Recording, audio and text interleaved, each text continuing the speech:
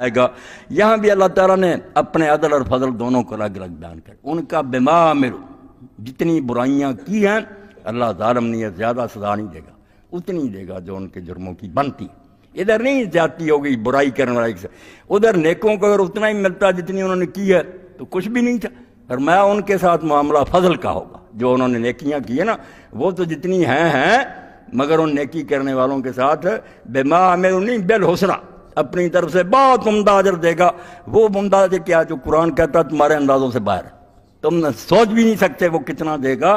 وہ صرف نیکی کا بدلہ جتنا نیکی بنتی ہے اتنی نہیں دے گا، برائی کا بدلہ صرف برائی جتنی ہے، مگر نیکی جو ہے اس کے لیے جو فضل سے بغیر حساب اتنا دے گا کہ تم شمار نہیں کرتے۔ یہ معاملہ فضل کا ہوگا۔ یہ نتیجہ نکلے گا اس جہان کے اس ڈرامے کا کہ اللہ کرسی عدالت پر بیٹھے گا، مجرم اور نیک لوگ پیش ہوں گے، انہیں انعام ملے گا، انہیں سزائیں ملیں گی۔ اب نیکوں کے بارے میں بتا دیا کہ نیک کون ہے۔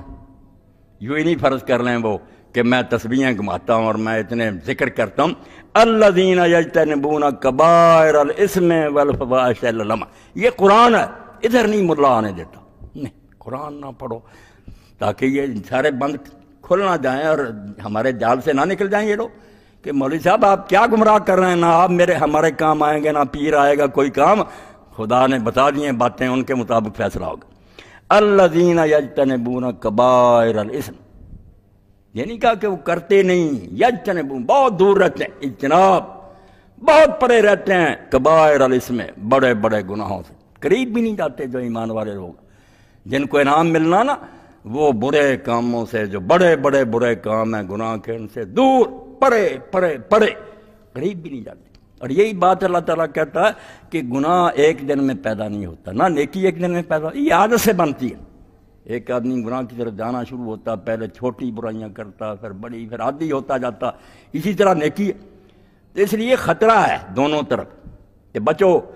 تو اسی لیے اللہ پاک ولا تقربوا الفواحش ما ظہر منها وما بطن، کھلے اور چھپے جتنے بے حیائی کے کام ہیں ان کے قریب بھی نہ جاؤ، کرنا تو قریب بھی نہیں۔ اور اسی لیے اللہ اور اللہ کے رسول نے یہ حدیں لگا دی۔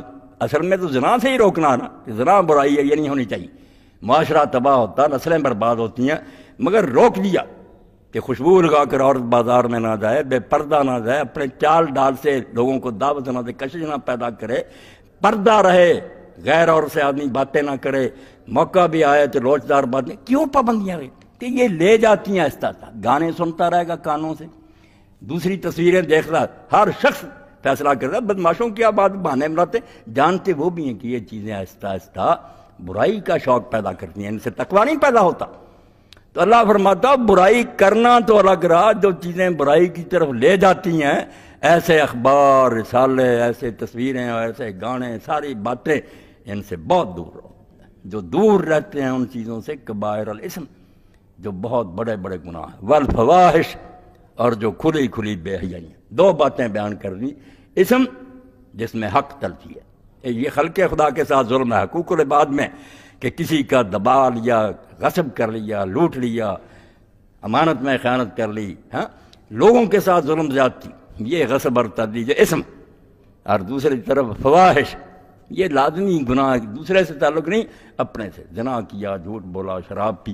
اللہ پاک فرماتا جو انعام چاہتے ہیں نا اس دن وہ سن لیں، وہ صرف وہ لوگ ہوں گے جو دوسروں کے ساتھ زیادتی سے بھی پوری طرح بچتے ہیں، دور رہتے ہیں، اور بے حیائی کے جو کھلے کھلے کام ہیں گناہ کے، ان سے بھی کے قریب بھی نہیں جاتے۔